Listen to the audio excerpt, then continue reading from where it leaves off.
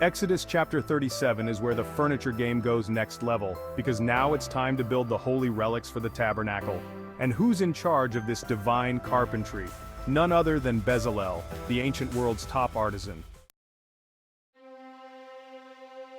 First up, the most important piece of all, the Ark of the Covenant. This isn't just some wooden box, this is where God's presence will dwell. So of course it's crafted with acacia wood and overlaid with pure gold, inside and out. This thing's basically the Lamborghini of arcs. Dimensions: a nice and compact 2.5 cubits long by 1.5 cubits wide and high. So it's not huge, but every inch is drenched in divine importance. But the best part? The mercy seat, the cover of the ark, also made of pure gold, with 2 golden cherubim perched on top.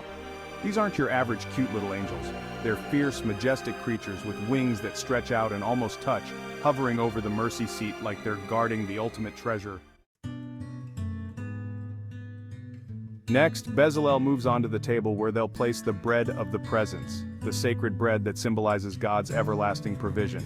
And yep, it's another acacia wood piece overlaid with pure gold, because why not? This table's got a gold molding around the edge, and 4 gold rings attached to the legs for those handy carrying poles, in case they need to transport the bread in style. Oh, and don't forget the dishes, bowls, and pitchers, also made of pure gold. It's basically the fanciest dining set ever made. Now let's talk about the lampstand, aka the menorah. This isn't just a simple candlestick, it's a masterpiece of pure hammered gold. It's got 7 branches, each decorated with almond flowers, buds, and blossoms. So not only does it light up the tabernacle, but it looks like a golden tree of life. Bezalel and his team craft the whole thing from one piece of gold. Just imagine the skill that takes. It's not only functional, but also a work of art that'll illuminate the holy place with a divine glow. Then, Bezalel builds the altar of incense, which will sit in front of the veil separating the holy place from the most holy place. It's another piece of acacia wood covered in, you guessed it, pure gold, with a gold molding and 4 gold rings for the poles.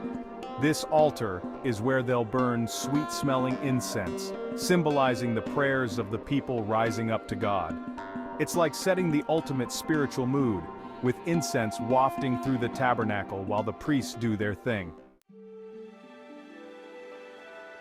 To wrap things up, Bezalel and the crew mix up some holy anointing oil and incense using the recipe that God gave to Moses.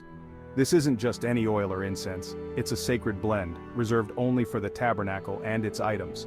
You use this stuff anywhere else and you're basically getting kicked out of the camp. In Exodus chapter 38, we'll see the construction of the altar of burnt offering, the bronze basin, and the outer courtyard of the tabernacle. It's a big chapter where the whole thing starts coming together and the finishing touches get added. So get ready for more sacred construction magic in chapter 38.